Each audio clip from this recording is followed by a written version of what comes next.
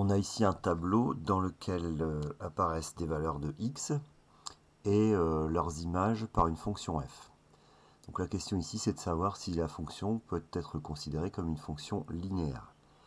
Alors une fonction linéaire correspond, quand on met les choses sous forme de tableau, correspond à un tableau de proportionnalité. Donc pour savoir si ça peut être une fonction linéaire, il suffit de regarder si on a affaire à un tableau de proportionnalité. Donc pour cela, plusieurs façons de faire. On pourrait très bien dire, par exemple, pour passer de 2 à 6, on multiplie par 3. Donc est-ce que ce coefficient 3, on le retrouve en multipliant 5? Donc la réponse est oui, puisque 5 fois 3, ça fait 15. Et on peut passer aussi de 2 à 8 en multipliant par 4. Et si je multiplie 5 par 4, j'obtiens 20 aussi. Donc on a affaire à un tableau de proportionnalité. Autre façon de déterminer si c'est un tableau de proportionnalité, on essaie de calculer son éventuel coefficient de proportionnalité, c'est-à-dire qu'on va diviser ici l'image par l'antécédent. Donc 5 divisé par 2, 15 divisé par 6, 20 divisé par 8. Et on s'aperçoit ici que les trois valeurs, les trois quotients nous donnent 2,5. Donc c'est comme ça qu'on va justifier. Donc 5 divisé par 2 égale 15 divisé par 8 égale par 6, pardon, égale 20 divisé par 8. Donc ça, c'est égal à 2,5. Donc ça veut dire que la fonction f peut être considérée comme une fonction linéaire. Et donc, comment on va la définir? Le coefficient de cette fonction linéaire, c'est 2,5. Donc f peut être considérée comme une fonction linéaire.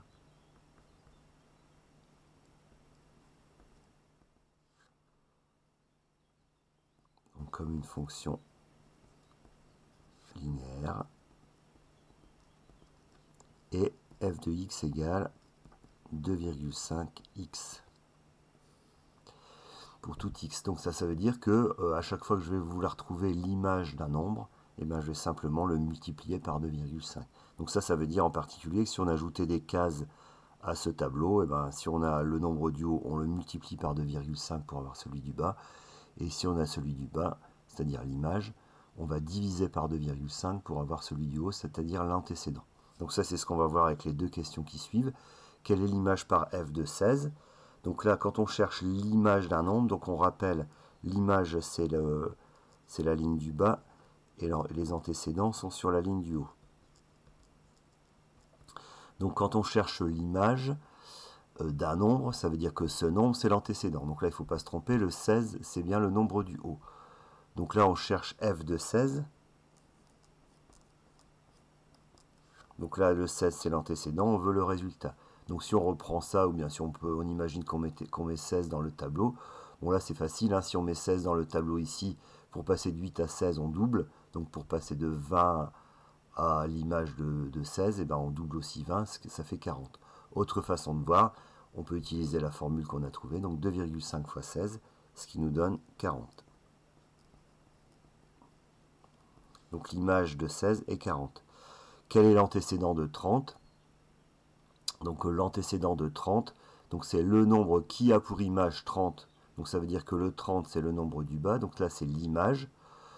Donc là, si on imagine le 30 dans le tableau en bas, donc si on met 30 ici, 30 c'est le double de 15. Donc l'antécédent, ça sera le double de 6.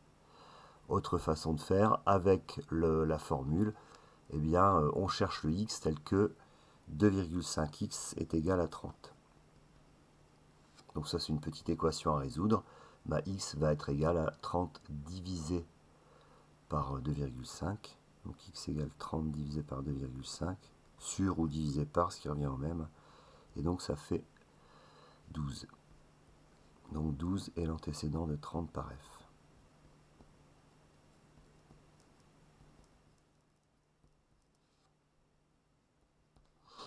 Donc voilà, maintenant comment représenter cette fonction linéaire?